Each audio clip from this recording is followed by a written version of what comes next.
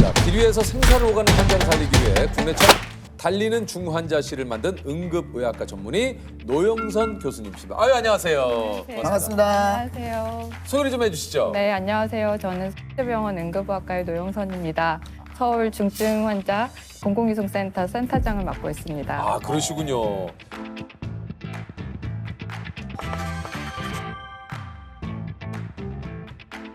아니 응급의학과 교수님이신데 주로 응급실이 아닌 다른 곳에서 근무를 하신다고 그래요? 네, 저 병원에서 근무를 안 하면 대체 어디에서 무슨 그러니까요. 일을 하냐고 많이들 네. 물어보시는데요. 저는 응급실에서 환자를 직접 진료하는 응급학과 전문의가 아니고 달리는 중환자실이라고 불리는 특수구급차 안에서 중환자를 이송하면서 병원이 아닌 도로에서 환자를 진료하는 일을 하고 있습니다. 아니 이게 뉴스에서 좀 본 것 같은데 달리는 중환자실에 대해서 좀 자세히 좀 설명을 좀 해주시죠. 심정지나 중증 외상 같은 이제 중증 환자들이 치료를 위해서 한 병원에서 다른 병원으로 전원을 해야 할 때 저희 달리는 중환자실을 보통 이용하게 됩니다. 이제 이런 환자들은 사실 병원을 나가게 되면 굉장히 위험하게 되는데 이제 응급학과 전문이랑 응급구조사, 간호사가 한 팀이 되어서 이제 환자의 상태를 모니터링하면서 필요한 처치를 하고 치료를 하면서 병원과 병원 사이에 공백을 메꿔주는, 공백을 책임지는 응급의료 서비스입니다. 구급차를 근데 처음 생각해낸 게 교수님이라고 그래요. 네.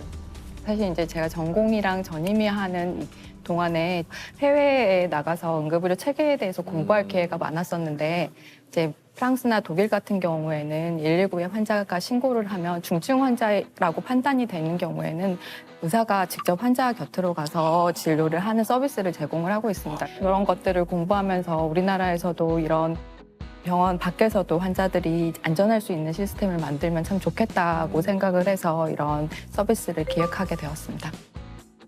이게 이제 일반 구급차와 비교를 해서 어떤 부분이 좀 이렇게 다릅니까? 네, 가장 큰 차이는 사실 그 제한된 공간에서 이런 중증 환자를 치료하는 전문 훈련을 받은 응급학과 전문의와 응급구조사나 간호사들이 동승한다는 게 가장 큰 차이이고요. 그렇겠네요. 또 다른 거는 저희는 이제 일반 구급차보다 크기도 1.5배 정도 더 더 크고 크군요.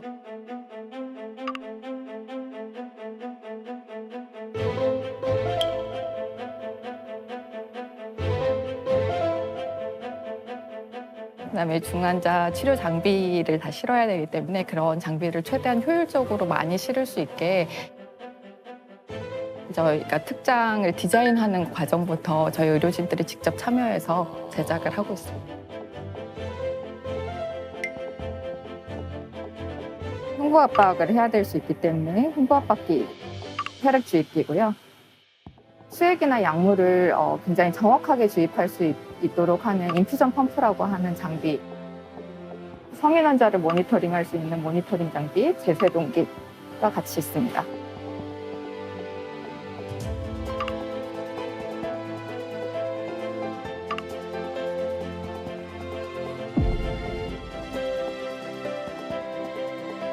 또 특히 신생아들 같은 경우에는 이제 인큐베이터 환경을 그대로 옮겨가지고 이송을 하고 그렇군요. 있어요. 네, 아. 그래서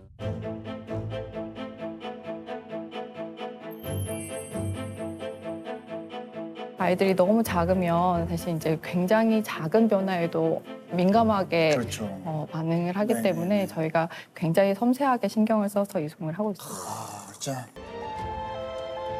그 중환자를 이송하다 보면 진짜 그 급박한 상황도 많이 일어나지 않습니까? 네, 맞습니다. 이제 코로나 때 확진 산모가 갑자기 양수가 터져가지고 네, 산모가 그 분만할 수 있는 음압 분만실이 필요했는데 음압 분만실과 신생아 격리병상에 같이 있는 병원이 없었어요. 격리실에서 분만을 했었던 케이스가 있고 그때 이제 신생아를 그 음압 격리실로 이송을 했었어야 됐는데 달리는 중환자실이 밖에서 대기하고 있다가 그 태어난 지 1시간 안 된 그 아이를 이제 안전하게 이송한 적이 있었습니다. 이야, 참 좀.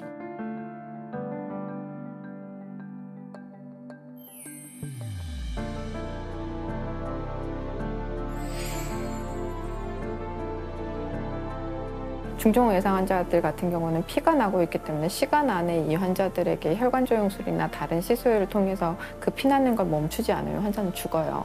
1분 1초도 허투루 쓰지 않고 도로에서도 정말 사투를 하거든요. 운전하는 사람도 조금 더 빨리 가기 위해서 긴장해서 운전을 하고.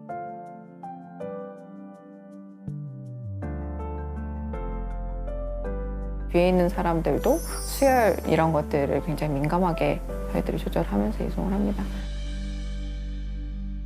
환자 상태가 갑자기 안 좋아지면 이게 뭐 때문에 안 좋아지는 원인을 파악을 해야 되고 그 원인 분석해서 바로 처치를 시행해야 되니까 이 모든 과정이 힘들긴 한데 내가 이 한 건 마치고 옴으로써 우리로 인해서 이 환자가 큰 병원에서 어쨌든 살 수 있다는 그 사명감이 제일 큰 것 같긴 해요. 나는 테러리스트가 아니다. 대한민국 독립군 대장이다. 야, 이것도 약간 살짝 소름 돋았네. 뒷자리 안전벨트 착용 의무화를 만드는 데 결정적인 역할을 하셨어요? 정말요? 앞으로 고속도로는 물론이고 일반 도로에서도 차량 뒷좌석에서 안전띠를 매지 않으면 과태료가 부과됩니다. 제가 이제 응급실에서 전공의할 때 교통사고로 응급실에 오는 사람들에게 그 안전벨트를 맸냐고 물어보면 안전벨트를 안 맨 환자들이 너무 많은 거예요. 그래서 이제 질병청 자료 24,000건으로 분석을 해봤더니 안전벨트를 안 매면 안전벨트 맨 사람보다 사망률이 훨씬 더 높은데 그게 운전자들은 12배 정도 사망률이 증가하고 동승자는 5.5배 정도 사망률이 증가해요. 그래서 그 결과를 레포트했었고 2018년에 전자석 안전벨트화를 하는데 제 논문이 중요한 근거로 쓰였다고 나중에 들었습니다.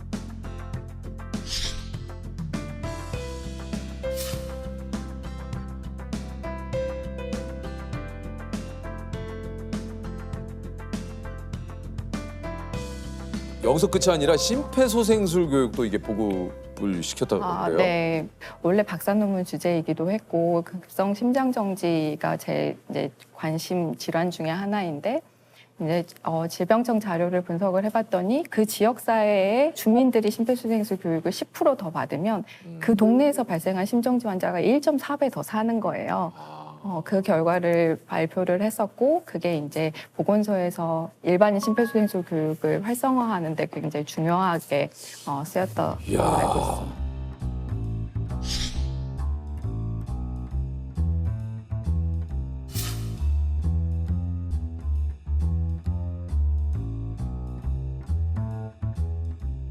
교수님이 쓰신 논문을 통해서 이런 것들이 자꾸 이렇게 세상이 좀 변하잖아요, 사회가.